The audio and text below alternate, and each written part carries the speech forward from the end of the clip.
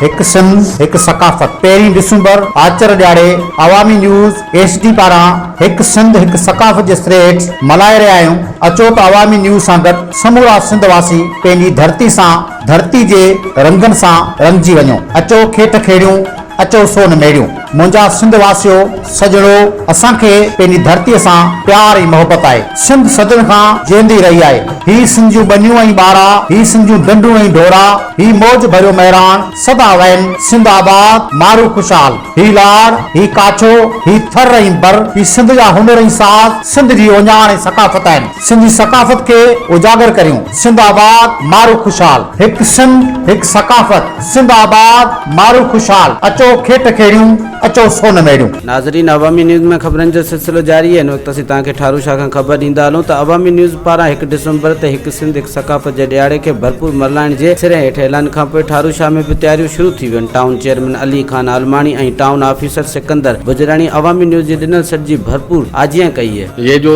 एकता का दिन मनाया जा रहा है, ये अवामी न्यूज़ वाले चैनल के हिसाब से, तो हम इसके जो है ना हिमायत करते हैं। अच्छा दिन है, मनाया जाए और आप के चैनल को खराज तहसीन पेश करते हैं। ये अच्छा इक़दाम है, हम आपको भरपूर साथ देंगे। जी, खुसूसन इंटरव्यू लिया जा रहा है एकता के, जो एकता का दिन मनाया जाता है उसके हवाले से। तो मैं अवामी न्यूज़ जो है उसको मुबारकबाद पेश करता हूँ कि उन्होंने अच्छा उठाया है, जो भरपूर नमूने से लोग एकता वाला दिन बना रहे। तो मैं इनको मुबारकबाद भी पेश करता हूँ और मेरी नेक तमन्नाएं आपके अवामी न्यूज़ चैनल के साथ हैं। वधीक ख़बरनि ऐं तफ़सील जे लाइ विज़िट कयो असांजी वेबसाइट awami news hd.com ऐं ॾिसंदा रहो अवामी न्यूज़ HD।